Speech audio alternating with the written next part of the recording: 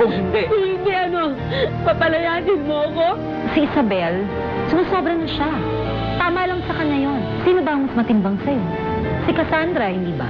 Kailangan makuha ko ang puting perlas ni Amakura. Ang puting perlas na pinanggagalingan ng kapangyarihan ni Cassandra. Pag nakuha ko yun, babalik siya sa dating mukha niya. You're right. I can't afford to lose her. Si Cassandra ang mahalaga sa akin. Sandra? Nagsiselos ako kay Isabel. Cassandra, alam mo naman ang kaibigan na ang tingin ko sa kanya, di ba? Sabihin mo sa akin, Fredo, na pakakasalan mo. Handa ako maghintay. Basta gusto ko sabihin mo na pakakasalan mo. Pero Cassandra...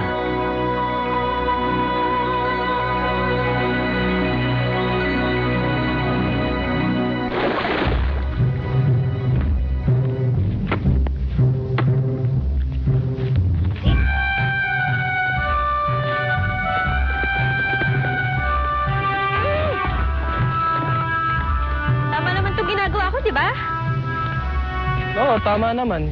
Yun nga lang, mas maraming natatapon kesa sa nasushoot. Pupulutin mo yan, ha? Ang sungit mo naman! Saan ka pupunta? May basura pa sa loob. Tiri naman pa. Hindi niyo pa siya natatagpuan? Gumagawa ba kayo ng paraan para mahanap siya? What kind of security system do you have in your hospital? I don't want to listen to your excuses anymore. Nagbabayad ako ng mahal para manatiling nakakulong si Vivian sa lugar na yan. Siguraduhin niyo mahahanap niyo ang baliw na yon. Iwan mo nga ako! Madya, walang iya ka! Ay, ako pala! Ano ba? Vivian? Sino Vivian? Vivian Morales? Chismosa kang matanda ka. Wala kang karapatang makinig sa usapan ng may usapan. Anong nangyari sa kanya? Anong kawalang hiyaan ang ginawa mo sa kanya? Ibinabalik ko lang sa inyo ang pagmamaltratong ginawa niya sa akin noon. Kung ano man ang nangyayari kay Vivian ngayon, karma niya lang yun. Kung tutuusin, kulang pa ang paghihirap niya. Hindi pa ako tapos na maningil sa kanya. Gusto ko lang naman makipagkaibigan eh. Salbahe ka! Bakit mo ako sinaktan? Susumbong ka sa pulis! Ikaw ang isusumbong ko sa pulis! Dapat sa'yo pinakukulong eh.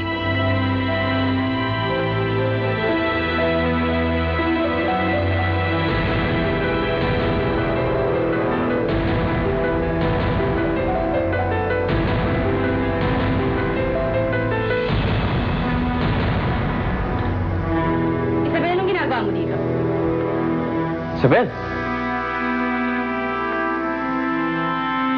Anong ginagawa mo dito? Totoo ba yung narinig ko? Pakakasalan mo si Cassandra? Oo. Tama ang narinig mo. Magpapakasal na kami ni Sir. Ang tanong ko naman ang sagutin mo. Anong ginagawa mo dito sa kwarto? Akala ko kung napano ka na. Hello, inatake na kaya ako. Kung hindi ka tumating, ba ako ano nangyari sa akin? Ang sabihin mo, kung hindi ako dumating, baka ano pang nagawa mo sa kanya. Eh, kitang-kita ko, pinapalo mo eh. Ikinulat niya ako eh. Baho-baho niya pa. Sheila May, hindi niya alam ang ginagawa niya. Wala siya sa katinuan. Imbis na pandirian o kainisan mo siya, dapat nga kaawaan mo pa eh. Sheila May naman.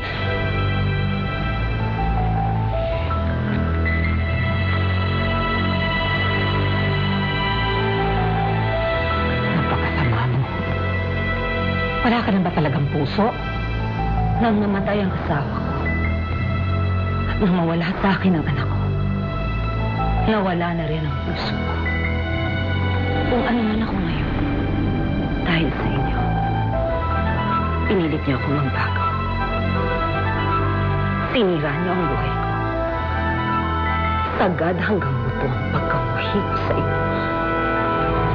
At hanggat nabubuhay ako, gagawin kong impyerno ang bawat araw ng buhay niyo.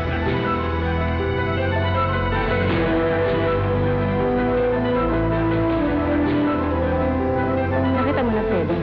Yan ang sinasabi ko sa'yo. Hindi talaga mapagkakatiwalaan. Gumagawa talaga siya ng paraan laban sa akin. Teka, hindi ko talaga maintindihan. Isabel, paano ko nakapasok dito? Sagutin mo muna ang tanong ko. Magpapakasal na ba kayong dalawa? Teka lang, Cassandra. Ako nang balang kumausap sa kanya. Pinagkatiwalaan kita, Erebus. Ikaw pa man din ang napili ko para maging asawa ng aking anak na si Berbola. Ang maging hari. Pero tinraidor mo ko, walang niya ka!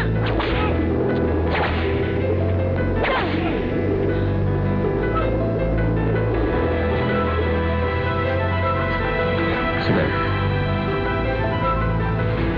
Lumabas ka na muna. Kakusapin kita. Oh, ano ba hinihintay mo? Sige na. Lumayas ka nga dito. Lumayas ka! Ha? Cassandra! Daya! Hindi mo! Daya! Tama na.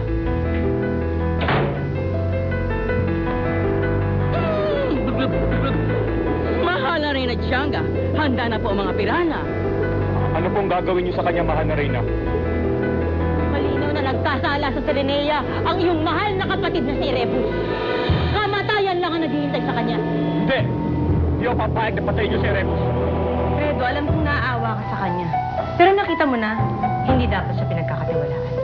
Hindi ko alam kung ba't siya nagkakaganyan eh. Kabait naman si Isabel eh. Gumagawa talaga ng paraan si Isabel laban sa akin. Hindi dapat siya pinagkakatiwalaan. Huwag ka mag-alala. Sinisiguro ko sa'yo, wala siyang pwedeng gawin na makapagbabago ng nararamdaman ko sa'yo. Mabuti naman kung gano'n. Tinututulan mo ba ako? Baka nakakalimot ka. Hindi ko nakakalimot. Baka ikaw nakakalimot, Janga. Nakalimutan mo kung sino ang tumulong sa'yo. Kung paano ka naging Reyna. Kung sino ang tumulong sa'yo. Kung paano mo nakuha ang trono niya. Sinusumbatan mo ba ako? Maging mabuti rin naman ako sa'yo. Ginawa kitang pinuno ng aking mga kawal. Pinuno na ako ng mga kawal. Panahon pa lang ni Lucia. Kaya wala akong utang na loob sa'yo. Ikaw ang may utang sa akin. Kaya ngayon, sisingilin kita. Ibalato mo lang sa akin ang buhay ni Erebus. Huwag mo lang siya patayin. Sir Fredo, huwag mo siyang pakasalan. Hindi siya ang babaeng nakilala mo noon. Isabel, please. Kailan mo ba ako lulubayan? Kailan mo kami lulubayan? Gusto ko lang naman malaman mo. Gusto ko lang naman malaman Isabel, mo tama kung na. ito. Tama na. Sawa na ako sa mga paliwanag mo. Ayoko na marinig ang mga dahilan mo. At pagod na akong magtanggol sa'yo. Sir Fredo, huwag ka na magalit sa akin. Isabel. Makinig ka sa akin. Kung gusto mong hindi na ako magalit sa'yo, tantanan mo muna ako. Kung pwede, ayaw kitang makita at ayaw kitang makausap. Pati si Cassandra, huwag na huwag mo siyang lalapitan. Isabel, hindi ko gusto maging malupit sa'yo. Pero oras na magkamali ka, hindi ko na may papangako intindihin ka. At baka ako pa mismo magpalaya sa'yo.